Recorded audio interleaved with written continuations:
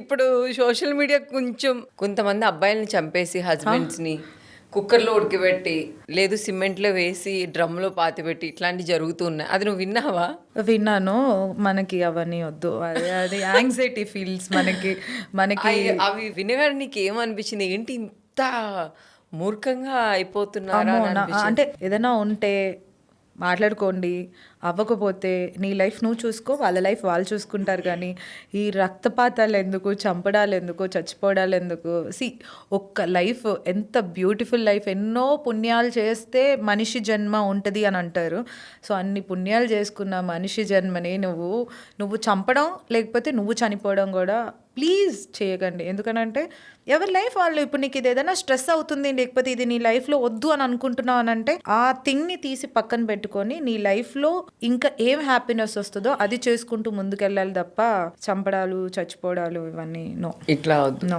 అలానే ఇప్పుడున్న generation love మీద నీ ఒపీనియన్ ఏంటి? Love is always beautiful. Definitely నాకు దొరికినంత మాత్రాన అందరికీ దొరకలేదు అని నేను అనుకోను. ఎందుకంటే I have seen so many couples who are very happy in their life. అలాగే నేను I have seen other people బ్రేకప్లు అయిపోయి, డివోర్స్లు అయిపోయి, చాలా అలా ఉంది, ఇలా కూడా ఉంది, ప్లస్ ఉంది, మైనస్ ఉంది. So love is always beautiful. నీకు రైట్ పార్ట్నర్ దొరికితే definitely it is very beautiful అని ఐ ఫీల్. అండ్ ఆ దేవుణ్ణి, ఆ శివుణ్ణి చాలా మొక్కుతున్నాను, చాలా కోరుకుంటున్నాను నా లైఫ్లో కూడా నన్ను నాలాగా ప్రేమించే మనిషి రావాలి అని. బికాస్ ఇంత కష్టపడుతున్నా, నువ్వు తిన్నావా, పడుకున్నావా అని అంత ప్రేమగా మాట్లాడతారు చూడు, ఆ లవ్ అందరి లైఫ్లో కావాలి. దొరకలేదన్నా కూడా ఓకే, హ్యాపీ. మా మమ్మీ అడుగుతుంది, మా అన్నయ్య అడుగుతున్నాడు, అలానే లవ్ చేస్తున్నానని చెప్పి మోసం చేసే వాళ్ళకి నువ్వేం చెప్తావు? లవ్ చేస్తున్నాను అని మోసం చేసే వాళ్ళకి నేను చెప్పకూడదు, ఎందుకంటే ఆల్రెడీ దిగి బయటకు వచ్చిందాన్ని కాబట్టి. బట్ ఒకటి ఏంటనంటే, మోసపోతున్న వాళ్ళు ఉన్నన్ని రోజులు మోసం చేసే వాళ్ళు ఉంటూనే ఉంటారు. So it all depends on you. నువ్వు నమ్మకం పెట్టుకుంటున్నావు, నువ్వు ప్రేమిస్తున్నావు, నువ్వు బాధపడుతున్నావు, ఇక్కడ మొత్తం నువ్వే ఉన్నావు. సో నువ్వే దాంట్లోంచి బయటికి రావాలి. నువ్వు నీ లైఫ్లో ఏది ఇంపార్టెంట్ అని నువ్వు చూసుకోవాలి, నువ్వు ముందుకు వెళ్ళాలి. ఒక బ్రేకప్ అయిపోయింది కదా అని పడిపోయి డల్ అయిపోయి మిమ్మల్ని అడగడానికి కూడా కారణం అదే, మీరు చాలా స్ట్రాంగ్గా ఉన్నారు. ఆ స్ట్రాంగ్నెస్ లేక కొంతమంది డిప్రెషన్కి వెళ్ళిపోతారు, సూసైడ్ చేసుకుంటూ ఉంటారు. కానీ అలాంటి వాళ్ళకి మీరు ఎలాంటి సజెషన్స్ ఇస్తారు స్ట్రాంగ్గా ఉండాలి అని? అదే చెప్తున్నాను కదా, ఇప్పుడు లవ్ లైఫ్లో ఉంటే చాలా బాగుంటుంది, కానీ లైఫ్ మొత్తం లవ్వే కాదు, ఇంకా చాలా ఉంది లైఫ్.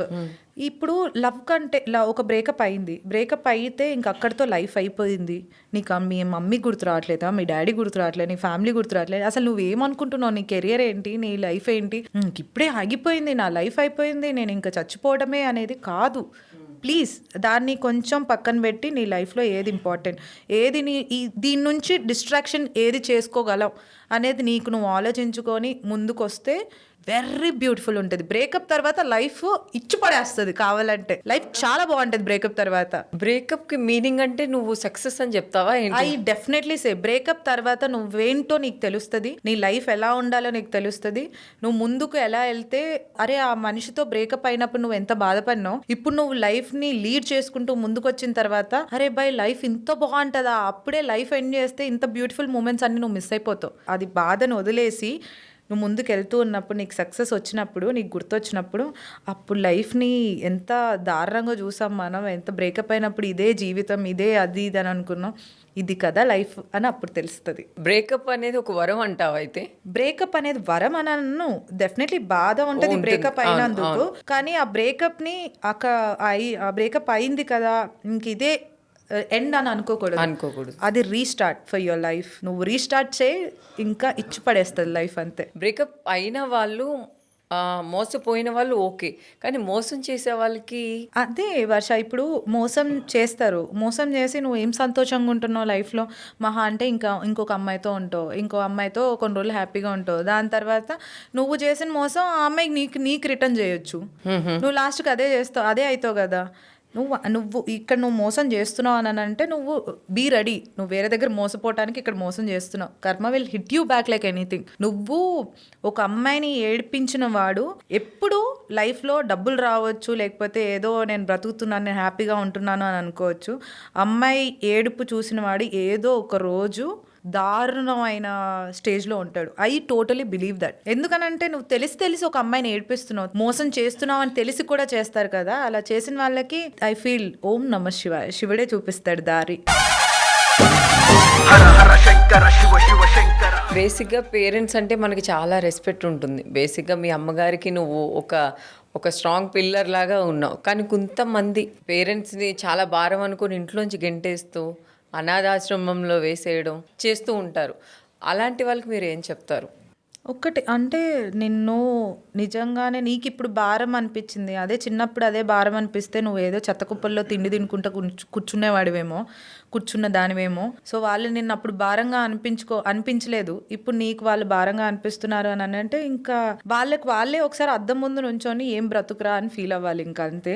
ఎందుకంటే నువ్వు మనిషి పుట్టిన తర్వాత నిన్ను జన్మనిచ్చిన తల్లికి తండ్రికే నువ్వు గ్రాటిట్యూడ్ లేకుండా ఉన్నావు అని అంటే ఇంకా నీకు ఎన్ని డబ్బులున్నా, ఎన్ని కార్లున్నా, ఎంత ఆస్తున్నా కూడా నువ్వు వేస్ట్, చచ్చిపోవడం బెటర్, అంతే. అంతేనా? ఎస్. ఇంకా షార్ట్ కట్ లో వాడు పోవడమే బెటర్. అంతే.